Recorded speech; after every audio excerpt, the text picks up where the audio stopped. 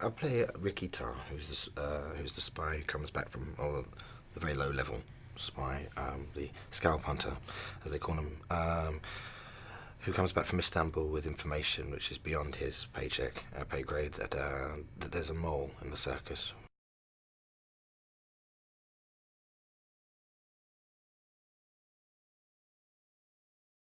But I'd say that women hide his vulnerability and his ego, his arrogance, and his desire to and his ambition, which he feels susceptible to.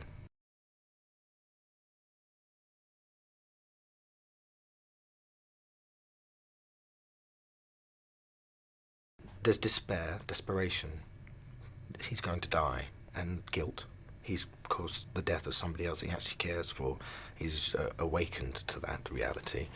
There's a certain amount of saving his own skin.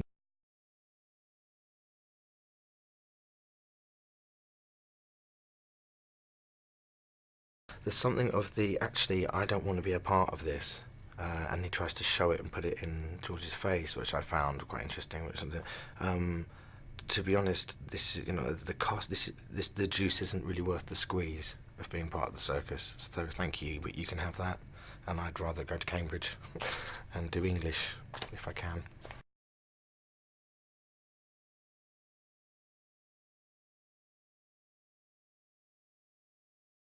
It was hearsay. We've got this guy, we've got this guy, we've got this guy. They're coming to see you. Gary Oldman, obviously, it's working title. Thomas would like to meet you. It was an offer, and then all of a sudden the cast starts to grow, and you suddenly hear, God, I'm working with these people. But the work that I did was solely 2 weeks with Svetlana in Istanbul and 2 weeks with Gary Oldman alone. So which was heavenly. It was my hero. He is my hero. So I get to act. Obviously, Gary Oldman, like this narration, which is as you know from the film. I just sat on the sofa for 3 or 4 days, and my hero sat on a chair, not like yourself, having to listen to me act away. So under the scrutiny of clearly someone who's far superior to me at my work.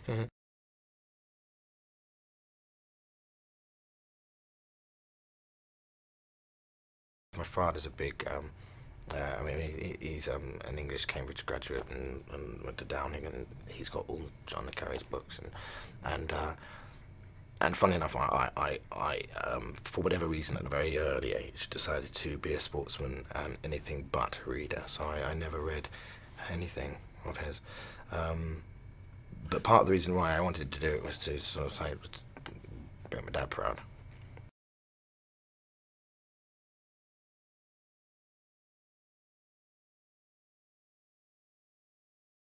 It wasn't rocket science to say yes to immediately. I mean, it's Gary Oldman and Thomas Albertson and John le Carre, isn't it? And then everybody else, and Robin Slogan working title, and Bevan. Everybody's just it's blue chip.